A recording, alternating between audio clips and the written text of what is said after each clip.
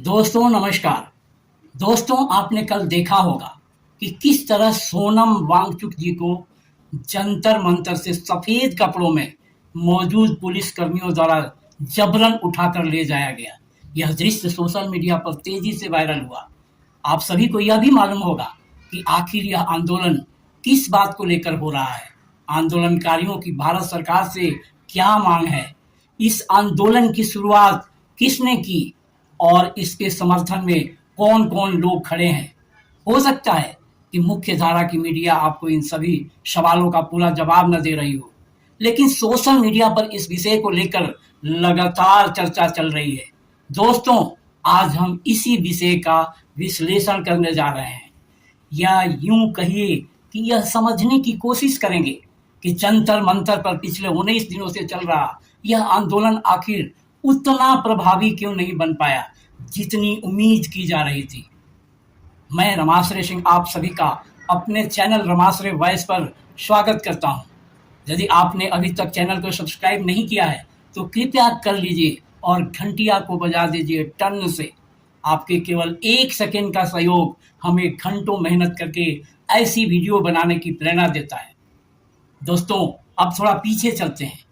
कुछ समय पहले हमारे देश के माननीय मुख्य न्यायाधीश की एक टिप्पणी को लेकर सोशल मीडिया पर काफी चर्चा हुई। कई युवाओं ने उस पर अपनी अपनी प्रतिक्रिया दी। उसी दौरान बेरोजगारी का मुद्दा भी लगातार चर्चा में था। इसी बीच सीजेपी पार्टी की चर्चा शुरू हुई, जिसके संस्थापक अभिजीत दीप के बताए जाते हैं। दोस्तों, यहाँ मेरे मन में एक सवाल उठता है, जिस तरह से अभिजीत जी का भारत आना हुआ, अलग अलग राज्यों में उनके कार्यक्रमों को अनुमति मिली और जंतर मंतर पर भी आंदोलन की अनुमति मिल गई, उससे कुछ लोगों के मन में स्वाभाविक रूप से सवाल पैदा हुए। क्योंकि हमने पिछले कुछ वर्षों में देखा है कि इस देश में हर आंदोलन को इतनी आसानी से अनुमति नहीं मिलती भाई।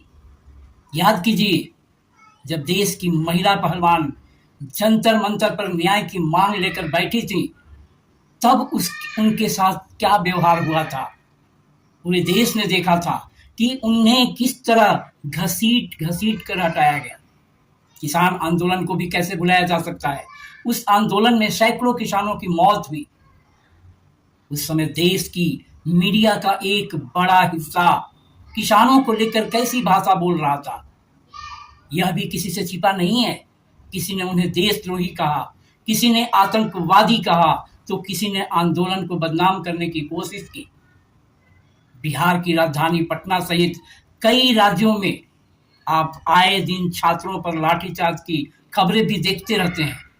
कभी शिक्षक अभ्यर्थी सड़क पर होते हैं, कभी बीपीएससी के छात्र, जो कभी किसी भर्ती परीक्षा के अभ्यर्थी। ऐसे में मेरे मन में यह सवाल उठना स्वाभाविक है कि क्या इस देश में हर आंदोलन के साथ प्रशासन का रवैया एक जैसे रहता है, या फिर अलग अलग आंदोलनों के लिए अलग अलग मापदंड अपनाए जाते हैं। आपने देखा होगा कलकत्ता में भी कितना बड़ा आंदोलन हो रहा था, तब पुलिस की रवैया कैसी थी। मैं यह सवाल आपके सामने छोड़ रहा हूं, इसका उत्तर आप स्वयं अपने अनुभव और जानकारी के आधार पर कीजिए। दोस्तों, दूसरी महत्वपूर्ण बात, जब नीट परीक्षा में पेपर लीक का मुद्दा पूरे देश में चर्चा का विषय बना हुआ था, तब युवा कांग्रेस सहित कई छात्र संगठन लगातार आंदोलन कर रहे थे। लाखों छात्रों और उनके अभिभावकों में चिंता थी कि मेहनत करने वाले विद्यार्थियों के साथ कहीं न कहीं अन्याय हुआ है। लेकिन उस समय मेरी जानकारी में सीजेपी की ओर से कोई विशेष प्रतिक्रिया सामने नहीं आई। अब यदि कोई संगठन युवाओं की राजनीति करने का दावा करता है, तो स्वाभाविक रूप से लोग यह अपेक्षा करते हैं कि वह हर बड़े छात्र मुद्दे पर अपनी स्पष्ट राय रखे। यदि अभिजीत जी उस मुद्दे के पक्ष में थे, तो कम से कम समर्थन में 2 शब्द अवश्य बोलते। इससे उन लाखों छात्रों का मनोबल भी बढ़ता जो अपने भविष्य को लेकर चिंतित थे। यह मेरी व्यक्तिगत नाराजगी नहीं, बल्कि सोशल मीडिया पर उठ रहे उन सवालों में से एक सवाल है जिन पर चर्चा हो रही है। और दोस्तों, यहाँ मैं एक बात और जोड़ना चाहता हूँ। आज देश का गरीब परिवार अपने बच्चे को पढ़ाने के लिए खेत बेच देता है, गहने गिरवी रख देता है, कर्ज ले लेता है। वह इसलिए पढ़ाता है कि उसका बेटा या बेटी मेहनत करके डॉक्टर, इंजीनियर या अधिकारी बन सके। लेकिन यदि परीक्षा से पहले ही पेपर लीक हो जाए तो सबसे बड़ा नुकसान उसी गरीब परिवार के बच्चे का होता है जिसने दिन रात मेहनत की होती है। इसलिए पेपर लीक केवल एक परीक्षा का मामला नहीं है, बल्कि यह सामाजिक न्याय और समान अवसर का भी प्रश्न है। दोस्तों, अब तीसरी और सबसे महत्वपूर्ण बात पर आते हैं। जंतर मंतर पर आंदोलन शुरू होने के बाद अभिजीत जी की ओर से एक बयान आया कि हमें किसी राजनीतिक पार्टी का समर्थन नहीं चाहिए।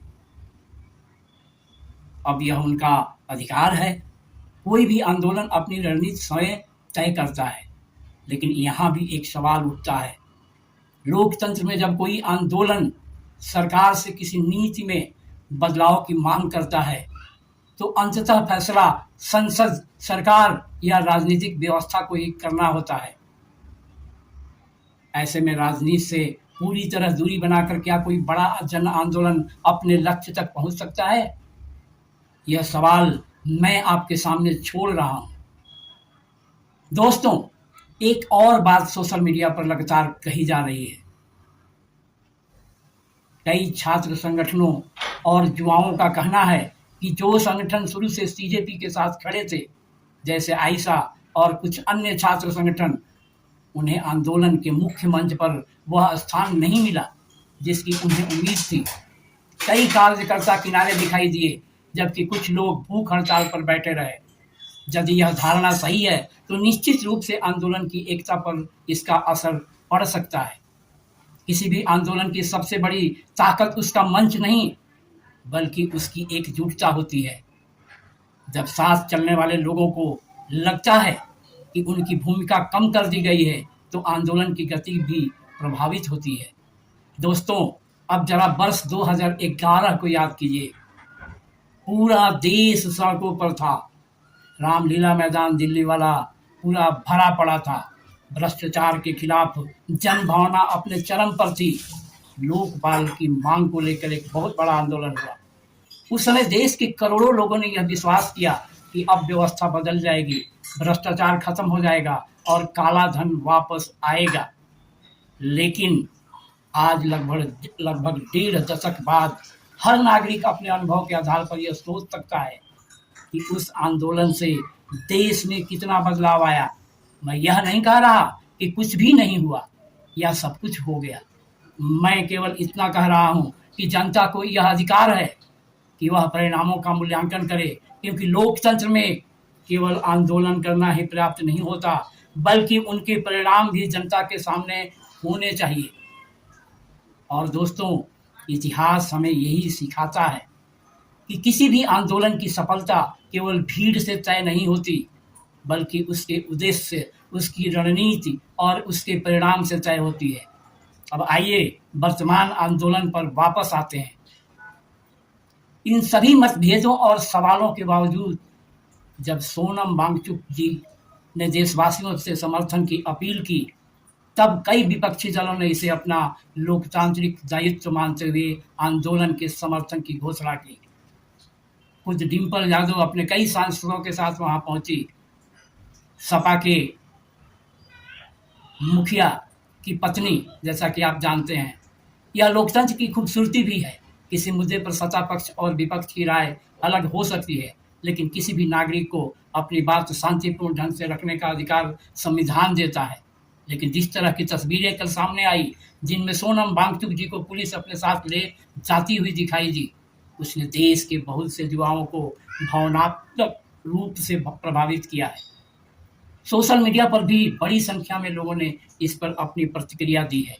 अब आगे यह आंदोलन किस दिशा में जाएगा, सरकार क्या निर्णय लेगी और आंदोलनकारी अपनी रणनीति में क्या बदलाव करेंगे, यह आने वाला समय बताएगा। दोस्तों, अब मैं एक ऐसी बात कहना चाहता हूँ जिस पर शायद हर माता पिता को सोचना चाहिए।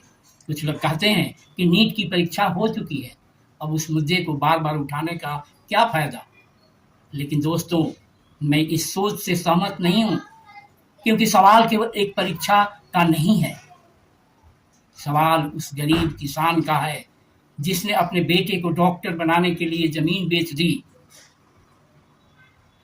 सवाल उस मजदूर का है जिसने दिन रात मेहनत करके अपने बच्चे की कोचिंग की फीस भरी।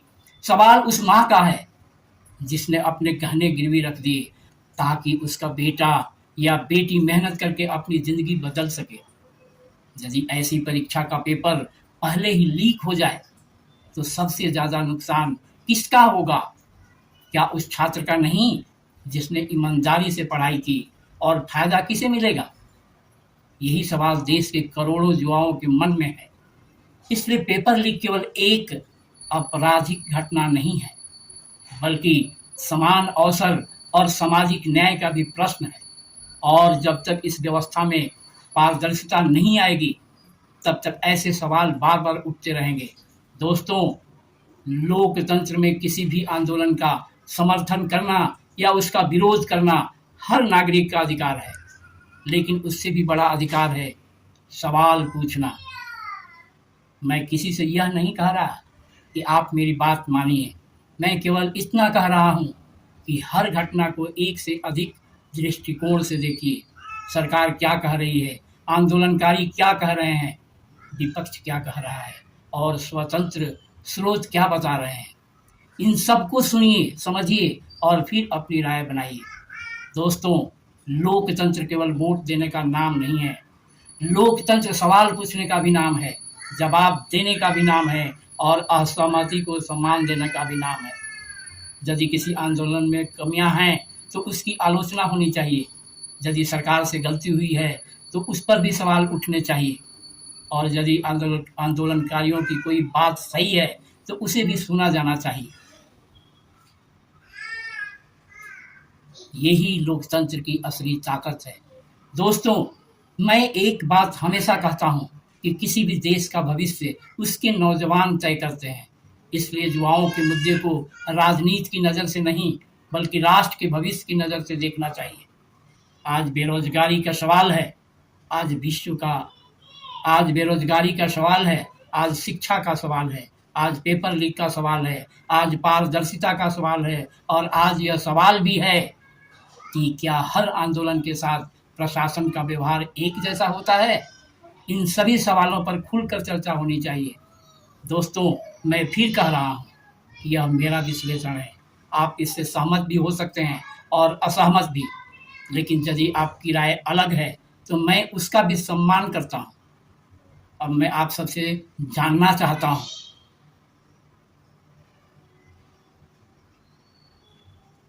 आप सोनम वांगचुक के आंदोलन को किस नज़रिए से देखते हैं? क्या आपको लगता है कि इस आंदोलन की रणनीति सही रही? क्या राजनीतिक दलों से दूरी बनाना सही फैसला था? क्या विपक्ष का बाद में समर्थन देना उचित था? और सबसे महत्वपूर्ण, क्या आपको लगता है कि देश के युवाओं के मुद्दे पर सभी संगठनों को एक साथ खड़ा होना चाहिए? अपनी राय नीचे कमेंट बॉक्स में ज़रूर लिखिए। मैं आपके हर कमेंट को पढ़ने की कोशिश करता हूँ और जहाँ संभव होता है उसका उत्तर भी देता हूँ। यदि वीडियो पसंद आए तो इसे लाइक कीजिए, अपने दोस्तों के साथ शेयर कीजिए और जब यदि अभी तक रमाश्रय वॉइस को सब्सक्राइब नहीं किए हैं तो अभी कर लीजिए। हमारा उद्देश्य किसी व्यक्ति का समर्थन या विरोध करना नहीं, बल्कि मुद्दों पर चर्चा करना है ताकि समाज में जागरूकता बढ़े। मिलते हैं अगले वीडियो में, तब तक के लिए जय हिंद, जय संविधान।